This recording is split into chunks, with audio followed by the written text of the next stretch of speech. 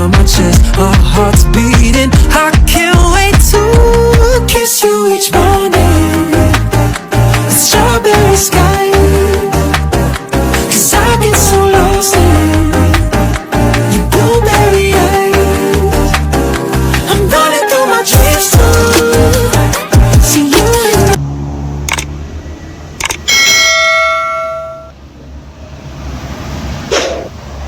Assalamualaikum warahmatullahi wabarakatuh. Saya Rodial Munawaroh, mahasiswa semester 1 dengan NPM 211101036, Fakultas Tarbiyah dan Keguruan, Prodi Pendidikan Agama Islam di Universitas Islam Negeri Raden Indah, Lampung. Pada kesempatan kali ini saya akan mempresentasikan materi yang telah diberikan oleh Miss Ero Octavian MPD selaku dosen pengampu mata pelajaran Bahasa Indonesia.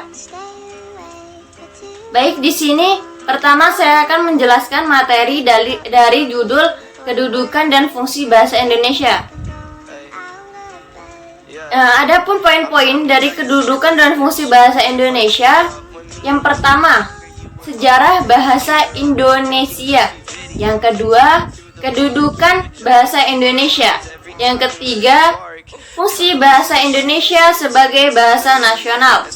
Yang keempat, fungsi bahasa Indonesia sebagai bahasa negara. Pertama, sejarah bahasa Indonesia. Bahasa Indonesia yang dipakai sekarang berasal dari bahasa Melayu. Bahasa tersebut sejak lama digunakan sebagai bahasa perantara atau bahasa pergaulan. Tidak hanya di Kepulauan Nusantara, tetapi juga di hampir seluruh Asia Tenggara. Hal ini diperkuat dengan ditemukannya prasasti-prasasti kuno yang ditulis dengan menggunakan bahasa Melayu. Secara resmi, bahasa Indonesia dikumandangkan pada peristiwa Sumpah Pemuda tanggal 28 Oktober tahun 1928. Peresmian nama bahasa Indonesia tersebut bermakna politis, sebab bahasa Indonesia dijadikan sebagai alat perjuangan oleh kaum nasionalis yang sekaligus bertindak sebagai perencana bahasa untuk mencapai negara Indonesia yang merdeka dan berdaulat. Peresmian nama itu juga menunjukkan bahwa sebelum peristiwa Sumpah Pemuda, nama bahasa Indonesia sudah ada. Fakta sejarah menunjukkan bahwa sebelum tahun 1928 telah ada gerakan kebangsaan yang menggunakan nama Indonesia. Dan dengan sendirinya pada mereka telah ada suatu konsep tentang bahasa Indonesia. Kedua, kedudukan bahasa Indonesia. Bahasa Indonesia mempunyai dua kedudukan yang sangat penting, yaitu sebagai bahasa nasional dan bahasa negara. Sebagai bahasa nasional, fungsi bahasa Indonesia diantaranya adalah untuk mempererat hubungan antara suku di Indonesia. Fungsi ini sebelumnya sudah ditegaskan di dalam butir ketiga Ikrar Sumpah Pemuda 1928 yang berbunyi, "Kami putra dan putri Indonesia menjunjung bahasa persatuan bahasa Indonesia." Kata menjunjung dalam KBBI antara lain berarti memuliakan atau menghargai dan menaati. Ikrar ketiga dalam Sumpah Pemuda tersebut menegaskan bahwa para pemuda bertekad untuk memuliakan bahasa persatuan, yaitu bahasa Indonesia. Pernyataan itu tidak saja merupakan pengakuan berbahasa satu, tetapi merupakan pernyataan tekad kebahasaan yang menyatakan bahwa kita, bangsa Indonesia, menjunjung tinggi bahasa persatuan, yaitu bahasa Indonesia, yang berarti pula bahasa Indonesia berkedudukan sebagai bahasa nasional yang kedudukannya berasal di atas bahasa-bahasa daerah. Kedudukan bahasa Indonesia sebagai bahasa negara dikukuhkan sehari setelah kemerdekaan RI atau seiring dengan diberlakukannya Undang-Undang Dasar 1945. Bab 15 pasal 36 dalam Undang-Undang Dasar 1945 menegaskan bahwa bahasa negara adalah bahasa Indonesia sebagai bahasa negara.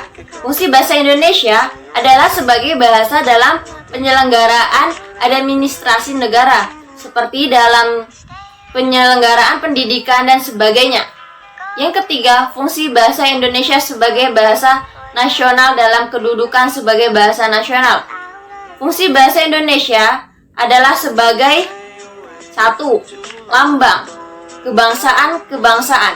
2. Lambang identitas nasional. 3. Alat penghubung antara warga, antara daerah, dan antara budaya. 4. Alat pengembangan kebudayaan, ilmu pengetahuan, dan teknologi. 1.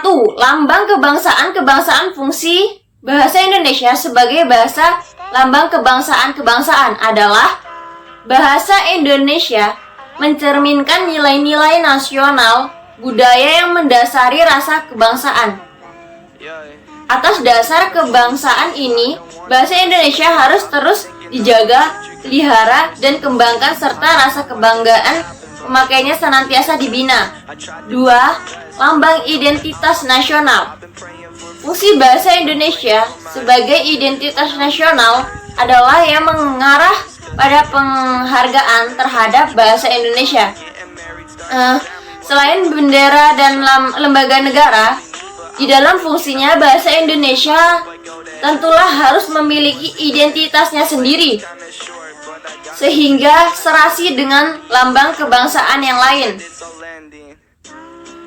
Bahasa Indonesia memiliki identitasnya hanya apabila masyarakat pemakainya, terutama kaum muda dan pelajar, membina dan mengembangkannya sedemikian rupa sehingga bersih dari unsur-unsur bahasa lain.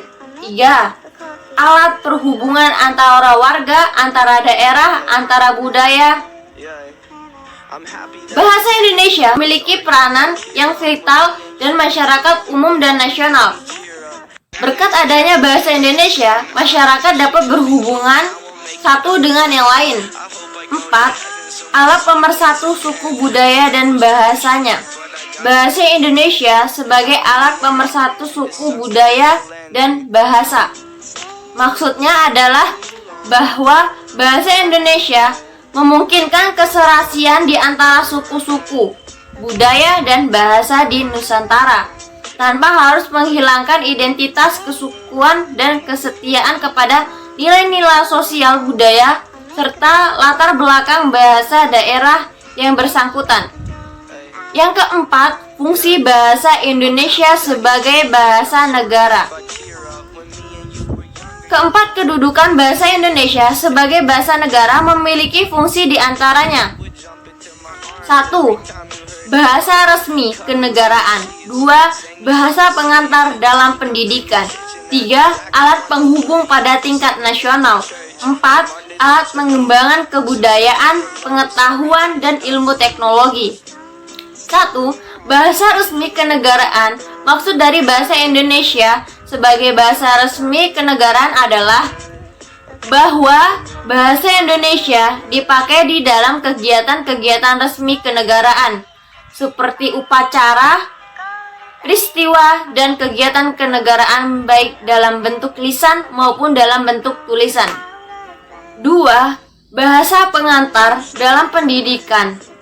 Fungsi bahasa Indonesia sangat vital bagi pendidikan di Nusantara ini, mulai dari taman kanak-kanak sampai dengan perguruan tinggi di seluruh Indonesia, kecuali pada daerah-daerah tertentu yang misal menggunakan bahasa daerah sebagai bahasa pengantarnya, seperti Aceh, Batak, Sunda, Jawa, Madura, Bali, dan Makassar. Akan tetapi, hanya sampai tahun ketiga pendidikan sekolah dasar. 3. Alat perhubungan pada tingkat nasional. Dalam hal ini, fungsi bahasa Indonesia dipakai bukan saja sebagai alat komunikasi, timbal balik antara pemerintah dan masyarakat luas, dan bukan saja sebagai alat perhubungan antara daerah dan antara suku, melainkan juga sebagai alat perhubungan di dalam masyarakat yang sama latar belakang sosial budaya dan bahasanya. 4. Alat pengembangan kebudayaan, ilmu pengetahuan, dan teknologi di dalam hubungan ini. Fungsi bahasa Indonesia adalah satu-satunya alat yang memungkinkan masyarakat membina dan mengembangkan kebudayaan nasional. Sehingga bahasa Indonesia memiliki ciri-ciri dan identitasnya sendiri yang membedakan dengan kebudayaan daerah. Baiklah, meranjak ke materi yang kedua, di sini saya akan menjelaskan tentang ragam bahasa. Ragam bahasa adalah variasi pemakaian bahasa yang timbul sebagai akibat adanya sarana, situasi, bidang pemakaian, dan di daerah asal penutur bahasa dan keragaman fungsi bahasa. Berikut ini adalah beberapa di antara sekian banyak ragam bahasa. Ragam berdasarkan cara berkomunikasi itu berdasarkan medianya. Dapat dibedakan menjadi dua ragam, yaitu ada lisan dan ragam bahasa tulis. Memang sangat berperan dalam semua kegiatan berbahasa atau berkomunikasi. Kedua jenis ragam ini sebenarnya memiliki hubungan yang erat. Ragam bahasa tulisan yang unsur dasarnya harus melambangkan ragam bahasa lisan. Oleh karena itu, sering timbul kesan bahwa ragam bahasa lisan dan tulisan itu sama, padahal kedua jenis ragam bahasa itu berkembang menjadi sistem bahasa yang memiliki seperangkat kaidah yang tidak identik benar, meskipun ada pula kesamaannya, meskipun ada berimpitan aspek tata bahasa dan kosakata masing-masing. Seperangkat kaidah yang berbeda satu dengan yang lain. Ragam bahasa lisan adalah bahasa yang dihasilkan oleh alat ucap dengan fonem sebagai unsur dasar dan komunikasi secara langsung atau bertatap muka sehingga terikat oleh kondisi, situasi, dan waktu. Dalam ragam lisan, kita juga akan berurusan dengan tata bahasa, kosakata, dan lafal. Kita dapat menemukan ragam lisan yang standar, misalnya pada saat orang berpidato atau memberi sambutan dalam situasi perkuliahan, ceramah, dan lain-lain, formal lainnya. Adapun ciri-ciri ragam bahasa lisan yaitu 1. Langsung pembicara dan pendengar dalam komunikasi lisan bertemu secara langsung, baik tanpa media elektronik maupun melalui media elektronik. Tidak terikat ejaan bahasa Indonesia. Penyampaian maksud atau tujuan pembicaraan dilakukan melalui bahasa oral dengan memperhatikan situasi pembicaraan. 3. Terkadang tidak efektif dalam berkomunikasi. Seseorang terkadang menggunakan bahasa sehari-hari sehingga banyak menggunakan kalimat yang bersifat basa-basi dengan orang yang diajak bicara. 4. Kalimat pendek-pendek. Dalam berkomunikasi, seorang terkadang menggunakan bahasa yang pendek-pendek dengan anggapan bahwa lawan bicara telah memahami maksud yang ingin disampaikan. 5. Lagu kalimat situasional. Berkomunikasi, seseorang terkadang harus mengerti situasi yang ada pada orang yang diajak bicara atau keadaan sekitarnya. Adapun ragam tulis. Dan ragam tulis adalah ragam bahasa yang dihasilkan dengan memanfaatkan tulisan dengan huruf sebagai unsur dasarnya. Jadi, komunikasi yang terjadi tidak secara langsung. Penulis menyampaikan gagasan atau idenya tidak pada saat ide itu dibuat atau dituangkan ke dalam tulisan, sehingga jika terdapat struktur kalimat yang kurang baik akan dapat menggunakan pembaca. Adapun ciri-ciri ragam tulis sebagai berikut. Santun, memenuhi kaidah-kaidah yang ada dan menggunakan pilihan kata atau istilah yang tepat dan cermat, efektif, hemat, dan singkat, tetapi mengenai dalam hal maksud yang diungkapkannya. Selanjutnya, bahasa disampaikan sebagai upaya komunikasi satu pihak karena tidak dapat bertemu langsung. Maka kita diharapkan dapat mengomunikasikan segala apa yang ada dengan harapan orang yang menerima tulisan tidak salah persepsi atau salah paham. Selanjutnya, ejaan digunakan sesuai dengan pedoman dalam penyampaian bahasa tulis. Memang ada pedoman yang harus digunakan atau dipatuhi agar tidak menimbulkan kesalahan dalam pemakaian atau penulisan. Selanjutnya, pengguna kosakata pada dasarnya sudah dibakukan.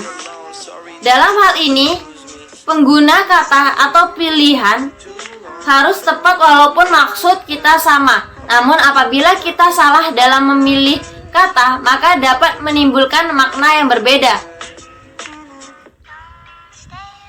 Dua ragam bahasa berdasarkan situasi. A. Ragam bahasa resmi. Ragam bahasa resmi adalah ragam bahasa yang dipakai dalam suasana resmi, dalam surat dinas, dalam sidang pengadilan, dan sebagainya. Ciri ragam bahasa resmi diantaranya yaitu 1. Digunakan dalam situasi resmi. 2. Nada bicara yang cenderung datar. 3. Kalimat yang digunakan adalah kalimat lengkap. B. Ragam bahasa tidak resmi. Ragam bahasa tidak resmi adalah ragam bahasa yang bisa digunakan dalam suasana tidak resmi. Misalnya, surat pribadi dan surat untuk keluarga, atau yang berbentuk lisan. Contohnya, dalam percakapan sehari-hari. Adapun ciri-ciri ragam bahasa tidak resmi adalah 1. Digunakan dalam situasi tidak resmi. 2. Sering menggunakan kalimat-kalimat yang tidak lengkap. 3. Berdasarkan bidang pemakaian, diantaranya ada ragam bahasa kedokteran, bisnis, agama, hukum, sastra, dan lain-lain. 4. Berdasarkan ragam daerah penutur, ada yang disebut di Jakarta, dialek Jawa, dialek Bali, dan lain-lain. Yang terakhir adalah materi yang ketiga, yaitu pilihan kata. Diksi adalah pilihan kata di dalam tulisan yang digunakan untuk memberi makna sesuai dengan keinginan penulis. Syarat diksi adalah tepat, benar, dan lazim. Pemilihan diksi yang tidak tepat menyebabkan perbedaan makna dan pesan penulis tidak tersampaikan. Diksi termasuk dalam pembahasan aspek kata dalam sajak. Adapun macam-macam diksi atau pilihan kata yaitu sinonim sunting. Sinonim merupakan pilihan kata yang memiliki persamaan makna. Penggunaan kata sinonim biasanya dimaksud untuk membuat apa yang dikatakan atau dituliskan menjadi lebih sesuai dengan ekspresi yang ingin diungkapkan. Contohnya adalah mampus, ekspresi pengungkapan yang kasar, dan wafat, atau ekspresi pengungkapan yang lebih halus. Antonim sunting. Antonim merupakan pilihan kata yang memiliki makna berlawanan atau berbeda. Contoh kata antonim adalah besar dan kecil. Polisemi sunting. Polisemi merupakan frasa kata yang memiliki banyak makna. Contohnya, kata kepala yang dapat bermakna bagian tubuh yang terletak di atas leher, atau dapat juga bermakna bagian yang terletak di sebelah atas atau depan. Homograf sunting. Homograf merupakan kata-kata yang memiliki tulisan sama tetapi memiliki arti dan bunyi yang berbeda. Contohnya kata apel. Jika dibaca apel, ia berarti buah. Jika dibaca apel, ia berarti upacara, misal apel pagi. Homofon sunting.